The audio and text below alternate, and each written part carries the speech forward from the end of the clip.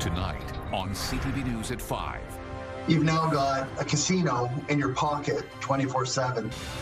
Wager warnings. Addiction concerns climb as sports betting changes the game.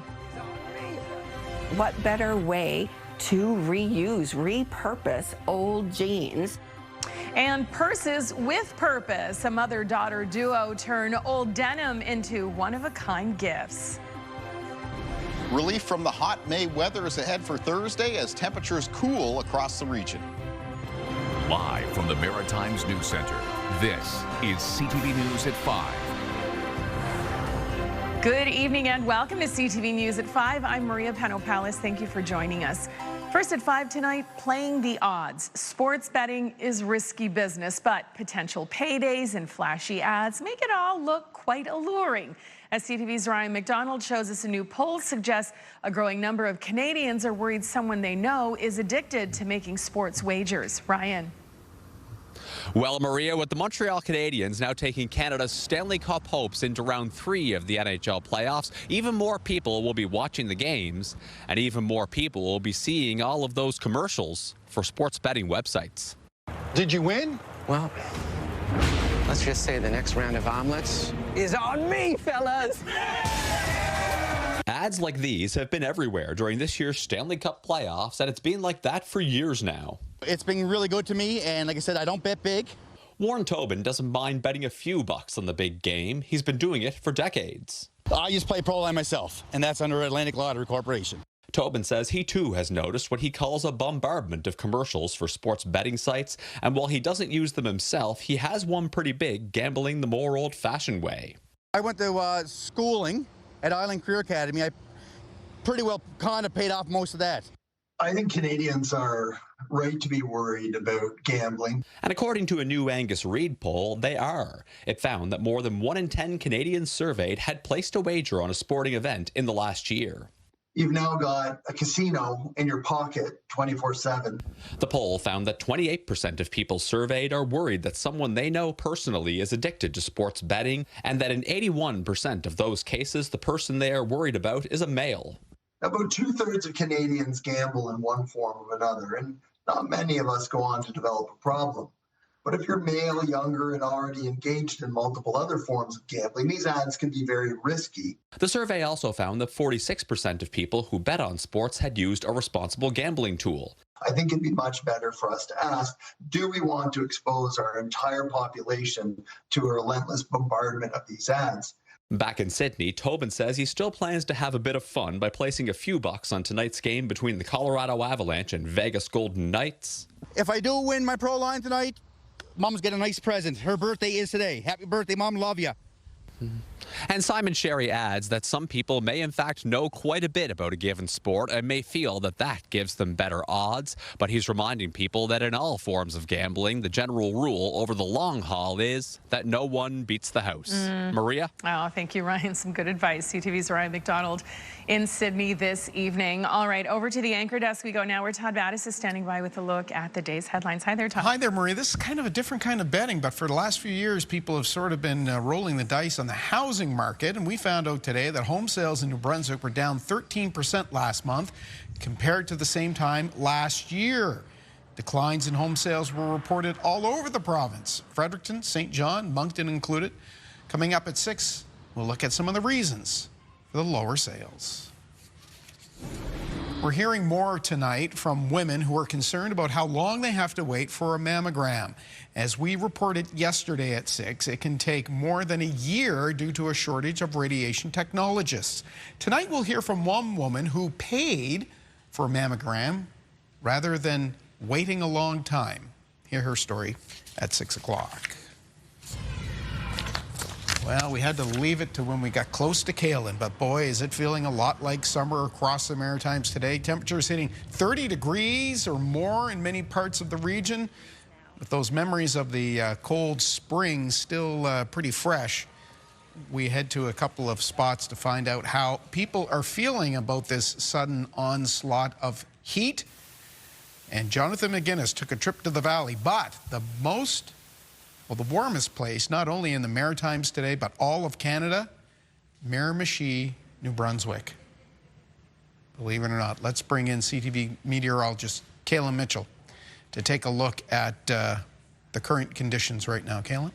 Yeah, up to about an hour ago, it was kind of a two-way tie between Miramichi and the Fredericton International Airport at 31.5 degrees. But just coming in at 5 p.m., topping both of those, Ketchum-Kuchik. Once again, the interior of the southwest of Nova Scotia coming in at 32. So that, so far today, is the hottest spot in the country on weather stations monitored by Environment Canada. That would be the second day in the row. If it holds, the Ketchum-Kuchik Park in the southwest of Nova Scotia will have that. It is now cooled there, down to around 30 degrees. But we had lots of temperatures in the region today, away from some coastal areas and away from, well, Cape Breton and a few parts of the north of New Brunswick that soared up to the high 20s and low 30s, including a number of personal weather stations in the region. I also received a report from a weather observer. Stellarton, Pictou County in Nova Scotia reported a high temperature of just over 32 degrees for today. Taking a look at the winds around the region, they're mostly out of the southwest for Nova Scotia and Prince Edward Island, around the Bay of Fundy coastline in New Brunswick, but through northern areas of New Brunswick now becoming north and northwest in direction, and that's happening as a cold front is moving through. And as that cold front passes the Maritimes, we make our way through this evening and tonight, it's going to lower temperatures for tomorrow. Now, with that front, there isn't a lot of wet weather with it, but there is a chance of a shower or thunderstorm. You can see some light returns showing up here on radar. It's a pretty low chance for any given community, about 30–40%. So anything that does pop up will be kind of isolated, very spotty in nature. But I'll be keeping track of that. And of course, talking more about this record-setting May heat when I'm back a little bit later on. Maria.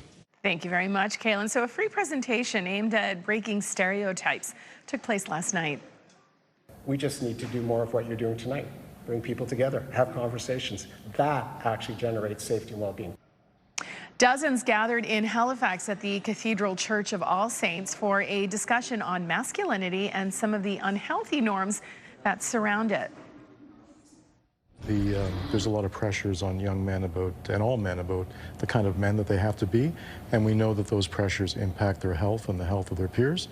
So we want to try to disrupt those norms and help them see themselves as a different kind of men.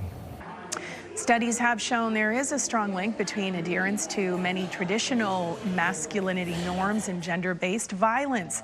The joint presentation by guyswork.org and restorativlab.ca hopes to decrease harmful behaviors and work on developing and understanding healthy relationships. All right, time for our first break here on CTV News at 5. When we come back, a big step forward in spinal surgery. The one that we have here at IWK is the first of its kind in Canada. The region's children's hospital unveils new cutting-edge imaging technology. A closer look at the O-arm next on CTV News at 5. We'll be running through several communities all throughout Nova Scotia, New Brunswick, and PEI. So definitely encourage people to visit our website, look at our dates, and if you're around where we're coming, please come out, please greet the team, hold the torch, take a few steps for peace. We'd love to meet you. 9 runners from 5 countries gathered at Peace and Friendship Park for the start of the 2026 Peace Run in Canada. The Global Torch Relay promotes peace and harmony across more than 150 countries. The team will meet with school children and dignitaries in different communities along the way. The relay wraps on June 9th back in Halifax. All right, on to our next story here. New equipment is already improving patient care at the IWK. As CTV's Paul DeWitt shows us, surgeons at the health center use the amazing O-arm imaging system to perform a Canadian first. I'm Dr. Kevin Morash, a pediatric orthopedic surgeon at IWK Health. So I'm here today to introduce the O-arm, our new surgical imaging equipment that was recently acquired here at IWK. The O-arm is a 3D surgical imaging device similar to a CAT scanner that's used during surgery to see patients' anatomy in 3-dimensional detail and improve the precision and safety of surgeries. The main application of this device is for pediatric spine surgery or scoliosis surgery. surgery, which is interestingly one of the more common operations we do here at IWK. The utility of this O-arm is when we're putting rods and screws or instrumentation in patients' spines. This allows us to see with incredible accuracy exactly where the screws are being placed, how that relates to the anatomy adjacent to the spine, and really just is a game changer in terms of the precision and safety of these surgeries. About a month ago, we used the O-arm here for the first time for a pediatric scoliosis surgery. It's been really exciting to see how the impact was immediate, and now we're able to carry that forward so every other patient that has scoliosis surgery at our center can have a similar quality of care.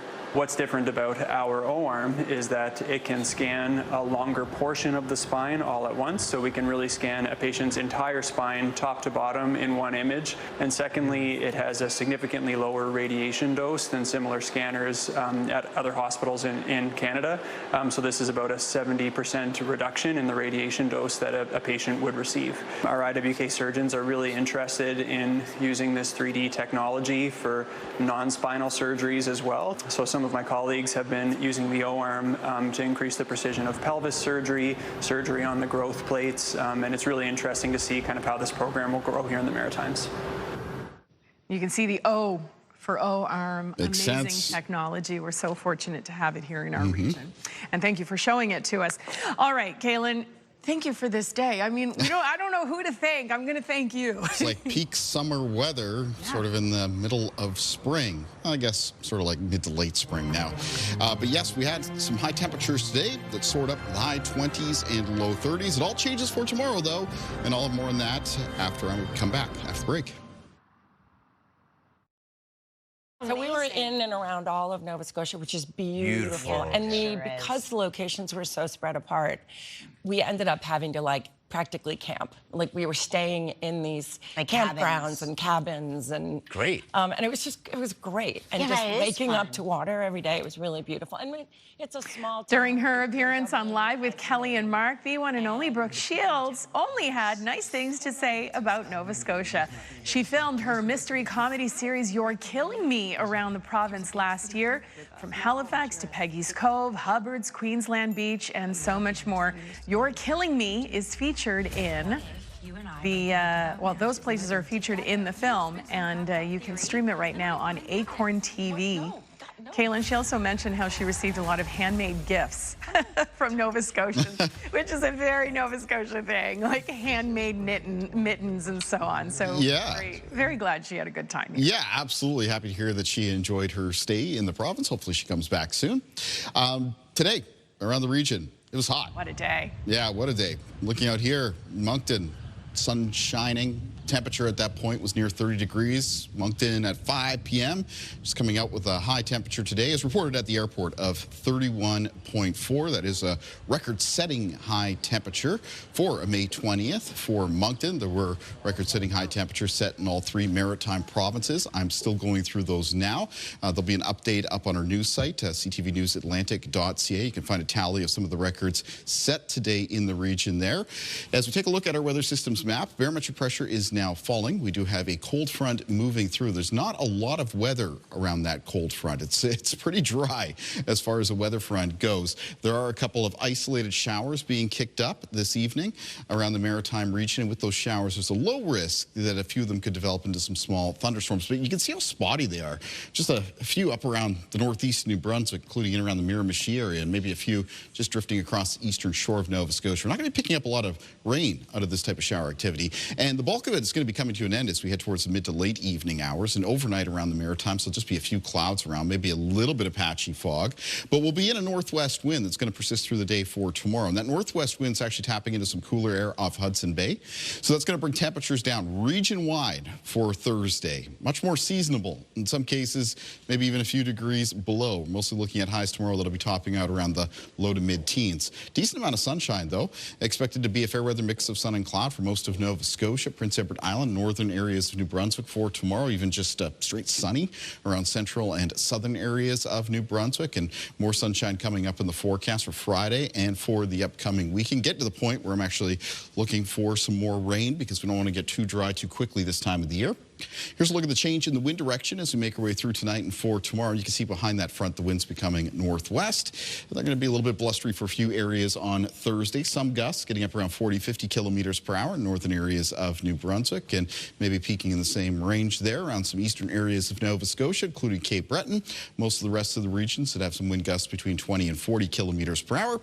Low temperatures in the forecast for tonight, so things are going to be cooling off in that north and northwest wind throughout the nighttime hours. We've got lows in New Brunswick that'll be falling down to around the low to mid single digits, down to around the mid single digits for Prince Edward Island tonight. And for parts of Nova Scotia, some low temperatures will be falling into a range around 7 to 11 degrees. And here's a look at the high temperatures in the forecast for tomorrow. And that's a big change compared to today. The highs for New Brunswick tomorrow topping up between 11 and 16. It'll be around 12 for Charlottetown and Prince Edward Island. In Cape Breton for tomorrow, most of the high temperatures between 8 and 11 degrees. And for mainland Nova Scotia, a lot of the high temperatures between 11 and 16. Let's take a look at the forecast for Friday. And with high pressure moving into place, it is expected to be a mostly sunny day across the Maritimes. Temperatures come up a degree or two compared to Thursday. So that'll bring some highs for the province of New Brunswick to range around 14 to 18 degrees. In Prince Edward Island, some high temperatures between 12 and 14. And for Nova Scotia, mostly 11 to 16 degrees. So parts of the South Shore, just inland from the coast, could see some high temperatures up to around 18. And that high pressure system does look like it is going to linger into the start of the weekend. So Saturday right now it's looking mostly sunny and a lot of high temperatures in the Maritimes, mid to high teens. So a few in the southwest New Brunswick could touch on 20 degrees. All right, let's take a look at our weather watcher for tonight. And tonight's weather watcher, this is a nice one. This is coming in from 6-year-old Peyton Shepard from Halifax, Nova Scotia. Peyton has sent us a drawing of the 4 seasons, and spring is represented here by some of those lovely flowers. Thank you, Peyton. And weather watchers can come in anytime to CTV Weather Watchers, P.O. Box 1653, Halifax, Nova Scotia, B3J2Z4, or email kaylin.mitchell@bellmedia.ca. Maria. Thank you, Kaylin. So while many video games can be downloaded and played for free, some allow you to purchase add-ons that, if you're not careful, can really add up. Here's CTV's Pat Foran with a warning for parents and grandparents. Roblox is the best game in the whole entire world.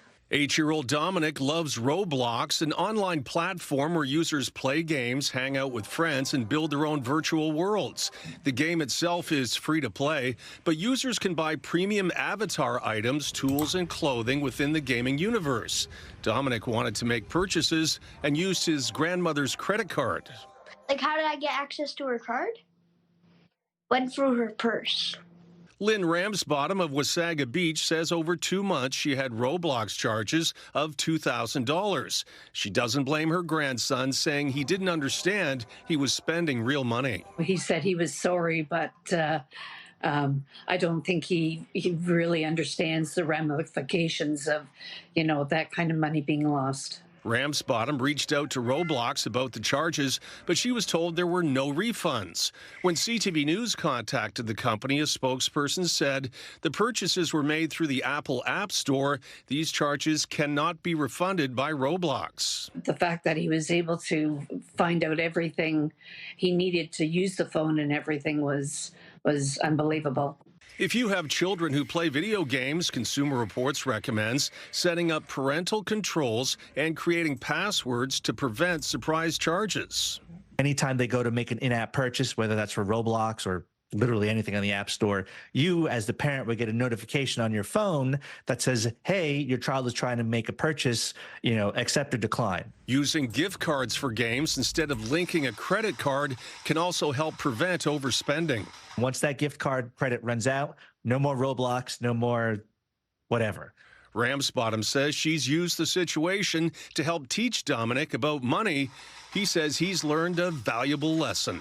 To not spend people's money and to be thankful for what I have. Pat Foran, CTV News. Ouch. All right, we're taking a break. When we come back, we have this story in the bag. I'm Stephanie Seacos in Hubbard's, Nova Scotia.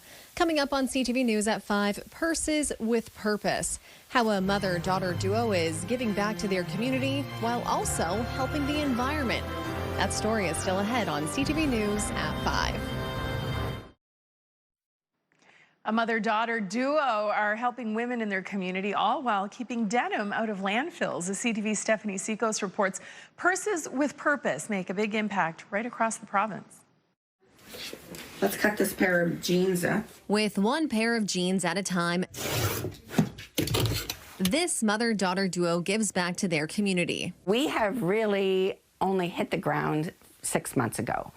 And it has just kind of exploded. Donna Tuddy and Abby Johnston created Purses with Purpose.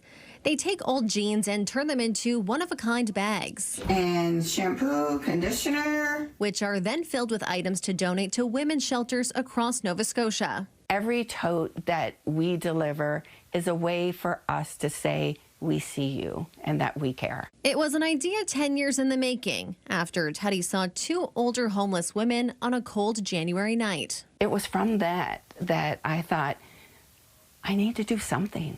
I need to do something for women who are in need. The pair has already been able to donate more than 100 purses. We have been able to go and deliver to at least 1 shelter a month so far.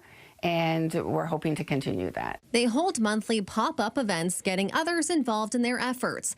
They even have take-home kits available. We would get some jeans prepared in the bag, some material, some fabric, and then the women can kind of go their own way with their creation, and they have everything they need in the bag. Working together as mother and daughter has been special for both women. I love it. I love the idea and the ambition to go to do it and to be there alongside her as well. And then to show my daughters, you know, all the good things that we're doing to help others. While they're only 6 months in, they already have big plans. Because it has been, there's so many women that want to be involved. We're actually have our eyes out and ears out for a standalone place. Helping women one bag at a time. Stephanie Seacos, CTV News, Hubbard's, Nova Scotia. What a lovely idea. And by the way, Purses with Purpose will hold its next pop-up event on June 20th at the Dartmouth Senior Service Center. Way to go, you guys. What a lovely way to make a difference. So thoughtful. You know what? Bravo, Kaylin, on a day well spent in sunshine today. Yeah, I mean, obviously it's perfectly fine to enjoy these sort of sunny and hot spring days, but we don't want to be in this heat for too long, and things are going to be coming down for the end of this week, so more on that coming up at 6. We'll see you and Todd at 6. I'll see you tomorrow. Good night, everyone. The national news is next.